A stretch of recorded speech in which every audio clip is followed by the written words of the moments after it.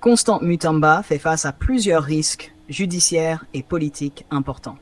Voici ce qu'il risque dans cette affaire. Risque juridique. 1. Accusation de détournement de fonds publics.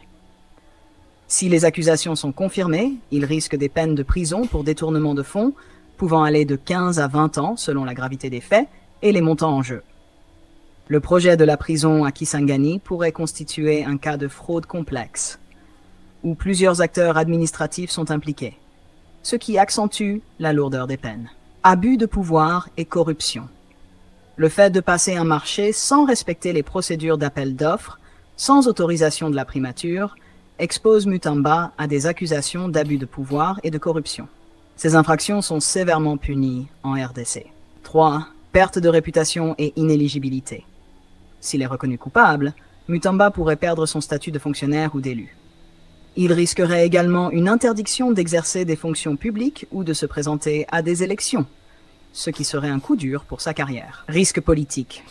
1. Conflit avec la justice et l'exécutif. En dénonçant une cabale politique et en s'attaquant publiquement au procureur général et à la primature, Mutamba se met dans une position d'isolement politique. Cela pourrait nuire à ses soutiens dans les hautes sphères de l'État, surtout si les accusations prennent de l'ampleur. 2.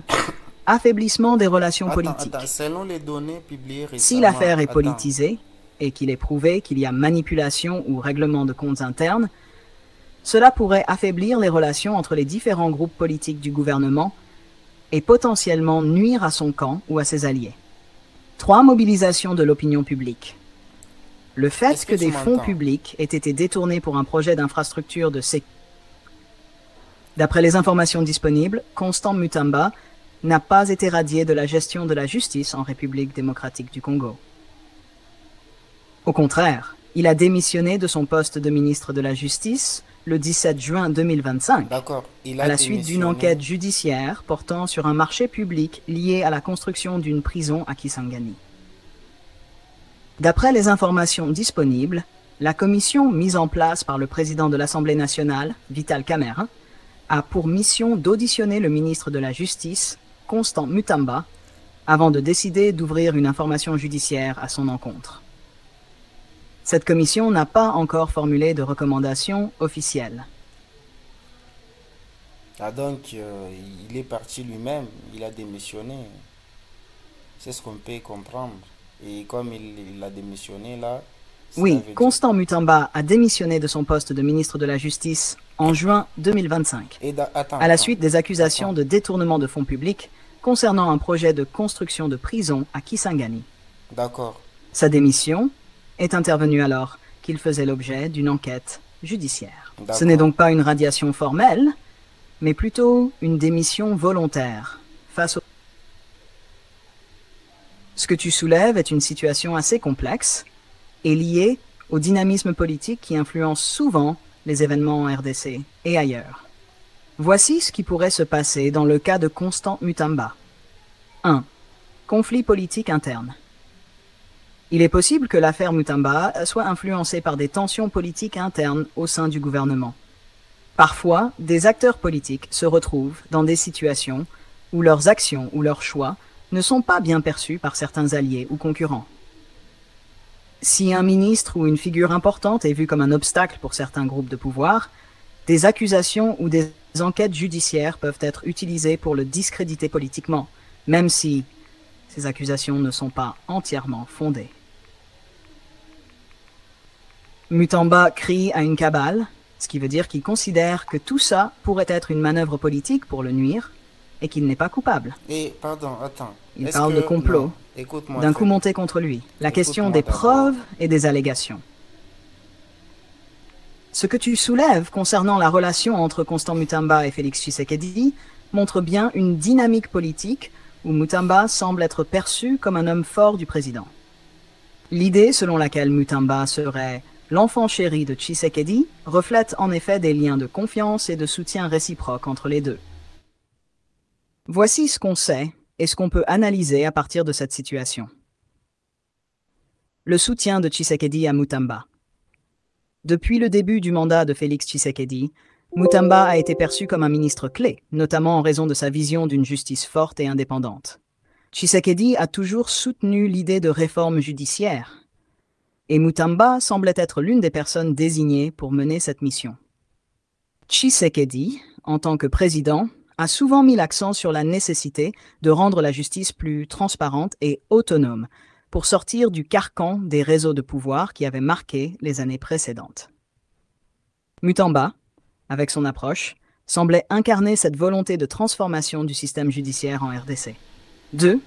Le rôle de Mutamba dans les réformes judiciaires.